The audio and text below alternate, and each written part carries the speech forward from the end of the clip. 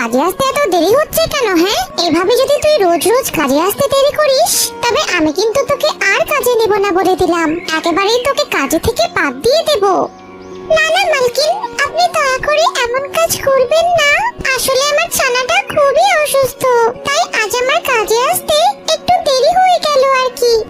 হয়েছে হয়েছে, আর অজুহাত দিস না তো তুই। তোদের মতো এমন পাখিদের ভালো করে চিনি রে আমি। আর কথা না বাড়িয়ে তাড়াতাড়ি গিয়ে কাজ কর, বুঝেছিস? এবার টুনি তার কাজ শুরু করে। সারাদিন কাজ করে টুনি বিকেলে বাসায় ফিরে যায়। একিরে মা, তুই বাইরে বেরিয়েছিস কেন? তোর না শরীরটা খারাপ? তুই এমন শরীর নিয়ে কেন বেরিয়েছিস মা? মা, এত ভেবো না তো। দেখো, আমি এখন একদম সুস্থ হয়ে গেছি। দেখো, আমার শরীরে একটুও জ্বর নেই। আর মা, আমি না তোমাকে আইসক্রিম নিয়ে আসতে বলেছিলাম। তুমি আমার জন্য আইসক্রিম কেন আনোনি মা? পাগলি মেয়ে আমার, এই জ্বরের শরীরে কেউ আইসক্রিম খায় নাকি বলতো? আইসক্রিম খেলে তো তুই আরো অসুস্থ হয়ে যাবি রে। আগে তুই সম্পূর্ণ সুস্থ হ, তারপর আমি তোকে অনেক আইসক্রিম খাওয়াবো মা। এখন ঘরে চল তো। এরপর টুনি টুকিকে নিয়ে ঘরে চলে যায়। মা, কাজে চলে যাবার পর আমাকে একা একা বাসায় থাকতে হয়। আর এভাবে একা একা বাসায় থাকতে আমার একদমই ভালো লাগে না। আজ একটু জঙ্গলে ঘুরতে যাবই, কোনো শাসন বারণ শুনবো না। আগে মা কাজে চলে যাক, তারপর আমি টুস করে বেরিয়ে যাব। এই সমস্ত ভেবে টুকি চুপ করে বসে থাকে। তারপর তার মা কাজে চলে যাবার পর সে জঙ্গল ঘুরতে বেরিয়ে যায়।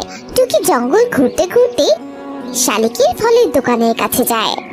আরে বাহ শালিক কাকু, তোমার দোকানে তো দেখছি অনেক ধরনের ফল। তা বলছি, এই বড় ফলটার নাম কি গো? আগে তো এমন ফল কখনো দেখিনি। দেখবি কি করে? তোর তো জন্মই হলো সেই দিন, তুই তো দুদিনের ছানা। যাই হোক, এই বড় ফলটার নাম হলো কাঁঠাল। তুই কি এই ফলটা কিনবি? যদি ফল কিনিস তো তোর সাথে কথা বলি, নয়তো অযথা বিরক্ত করিস না। কাঁঠাল? আমি তো এই কাঁঠালটা কিনতে চাই, কিন্তু আমার কাছে তো কোনো টাকাই নেই। আর মাও তো কাজে চলে গেছে। আমি বলি কি কাকু, তুমি আমাকে একটা কাঁঠাল দিয়ে দাও তো, আমি তোমায় পরে টাকা দিয়ে দেবো। হয়েছে, ওসব বাকিতে আমি ফল বিক্রি করি না। তুই যদি টাকা নিয়ে আসতে পারিস তবেই আমি তোকে ফল দেব। যা, এখন দূর হয় এখান থেকে। আমার খরিদ্দারকে আসতে দে। ওই তো খরিদ্দার আসছে। এই সমস্ত কথা বলে শালিক টুকিকে তার দোকান থেকে তাড়িয়ে দেয়। আর টুকি কাঁদতে কাঁদতে সেখান থেকে চলে যায়। এরপর টুকি একটা গাছের ডালে বসে কাঁদতে থাকে। আর তখনই সেখানে একটা পাখি মাতা আসে। ভয় পাস না, আমি পাখি মাতা। তোকে কাঁদতে দেখে আমি এখানে এসেছি। আমার কোনো সন্তানের কান্না দেখলে আমার ভীষণ মায়া হয় যে। এখন বলতো পুচকি, তোর কি হয়েছে? তুই এভাবে কাঁদছিস কেন? আর বলবেন না পাখি মাতা, আমি কষ্ট করে শালিক কাকুর কাছ থেকে একটা ফল চাইলাম, কিন্তু কাকু আমাকে কাঁঠাল ফলটা না দিয়েই তাড়িয়ে দিল। আপনি জানেন, আমি কখনো কাঁঠাল খাইনি।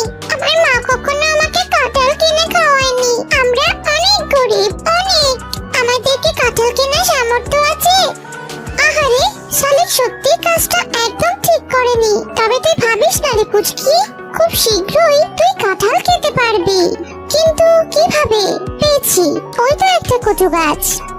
এই কথা বলেই পাখি মাতা কচু গাছটাকে তুলে নিয়ে আসে আর কচু গাছটাকে মন্ত্র পড়ে দেয়। এই কচু গাছটাকে নিয়ে তুই যা পুচকি, এটা তোর বাসার সামনে রোপণ করিস, তবে শীঘ্রই তুই কাঁঠাল খেতে পারবি।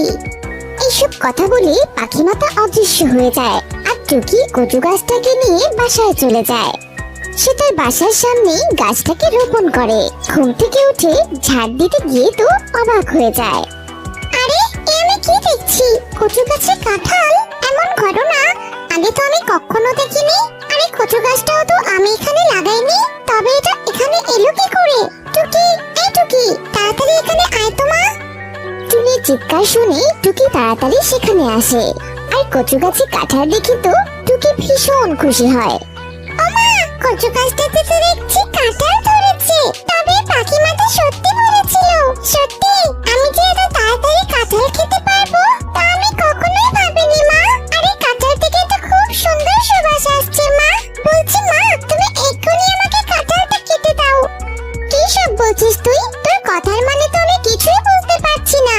আরে, কচু গাছে কই না কই থেকে কাঁঠাল এসেছে আর সেটা তুই খেতে চাইছিস? এরপর টুকি তার মাকে সব ঘটনা খুলে বলে। পাখিমাতার ব্যাপারে কথা শুনে টুনিও কিছুটা স্বস্তি পায় আর কচু গাছ থেকে সেই কাঁঠালটা নিয়ে টুকিকে খেতে দেয়। টুকি খুশি মনে পেট ভরে কাঁঠাল খায়। আর এরপর তো অবাক করা ঘটনা ঘটতে থাকে। সেই কাঁঠাল খাবার পর থেকে টুকি যখনই জানা ঝাপটাতো তখনই তার জানা থেকে সোনার মুদ্রা ঝরতো। আর তাই দেখে টুকি আর টুনি বেশ চিন্তায় পড়ে যায়। মারে, আমি তোকে কত করে নিষেধ করলাম যে ওই কাঁঠালটা খাস না, কিন্তু তুই তো আমাকে ওই পাখি মাতার কথা বলে কাঁঠালটা খেয়ে নিলি। এখন এসব কি করছি বলতো? তুই জানা ছাপটাতেই সোনার মুদ্রা পড়ছে। আরে ব্যাপারটা তো আমার মোটেও ভালো লাগছে না রে মা। টুনির কথা শেষ হতে না হতেই সেখানে পাখি মাতা প্রকট হয়। অবাক হয়েও না টুনি, তোমার মেয়ের টানা থেকে মুদ্রা ছড়াটা কোনো খারাপ কিছু নয়। এসব ওই কাঁঠাল খাবার জন্যই হয়েছে, কারণ এই কাঁঠালটা মন্ত্রপুত কচু গাছের কাঁঠাল। আর এই সব কিছুই আমি করেছি তোমাদের অভাব দূর করার জন্য।